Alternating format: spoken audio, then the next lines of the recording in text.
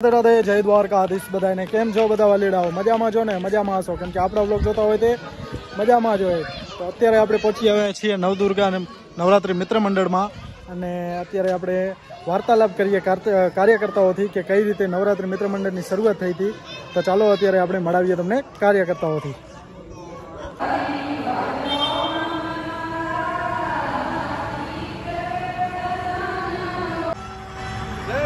જય માતાજી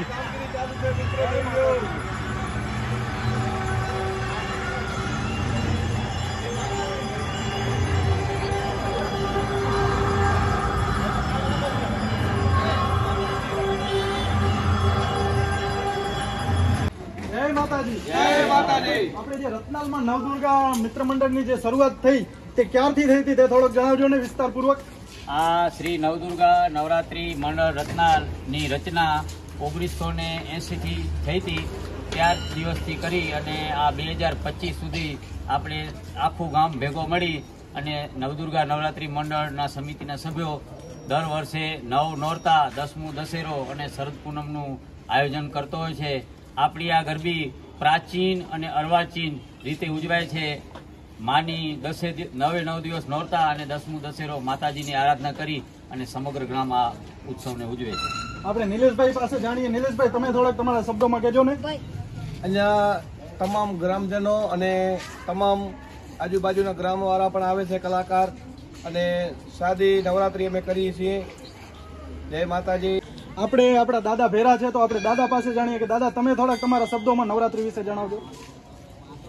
નવરાત્રિ આપણી ભારતીય પરંપરાની નવરાત્રિ આપણી એ આપણે તારીખ અમને યાદ નથી પણ વડીલો પાસેથી સાંભળેથી મને જેમ સાંભળે તેમ પેલી જૂની પરંપરા ઉજવાતી, બરાબર.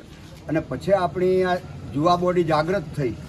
જ્યારે જુવા બોડી જાગૃત થઈ ત્યારે એની પછી 80માં આપણી આ મંડળની સ્થાપના થઈ. અને તેથી પહેલાં નવરાત્રિ તો આપણે પહેલાં થતી પણ પહેલાં કેમ કે આપણે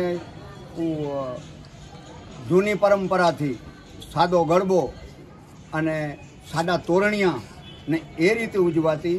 અને હવે પછી આ જ્યારે 80થી સ્થાપના થઈ ત્યારે આપણે પહેલાં 9 દિવસ જ ઉજવતા. જે જૂની પરંપરા હતી 9 દિવસ ઉજવતા.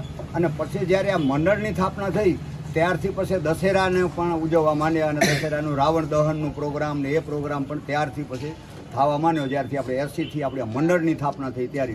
અને તેનાથી પહેલાં કોઈ મંડળ ન હતા. તેનાથી પહેલાં ગામના જે લોકો આવે એ ઉજવતા અને ભગવાનની. બાકી એ તો આપણી પરંપરાથી જ ચાલુ હતી.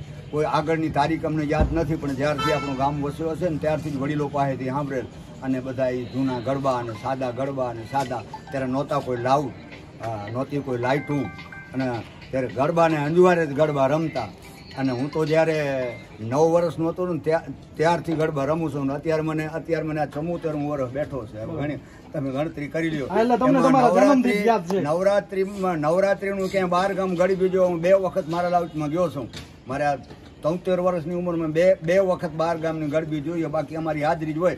એમાં હવે અલગ અલગ આપણા ગામની અંદર જ જે પહેલાં આપણે વલમપુરામાં થતી તો ત્યાં ગયા છું. પછી આપણે આરકે નગરમાં ગામની અંદર ગામથી બહાર અમને નવરાત્રિ મૂકીને નથી ગયા. ગામની નવરાત્રિ પહેલી. આપણે શરદ પૂનમ વિશે જાણીએ તો આપણે શરદ પૂનમ પણ આ જ જગ્યાએ મનાવીએ છીએ. આપણે શરદ પૂનમનું ઉત્સવ પણ આપણે અહીંયા ભવ્ય રાસોત્સવ અહીંયા આ જ ચોકમાં ઉજવીએ છીએ. અને એમાં નવરાત્રિ મંડળ જ ઉજવે છે અને દરેક ગ્રામ લોકો જોડાય છે અને હોંશભેર ભાગ લે છે. બોલો અંબે માતની જય.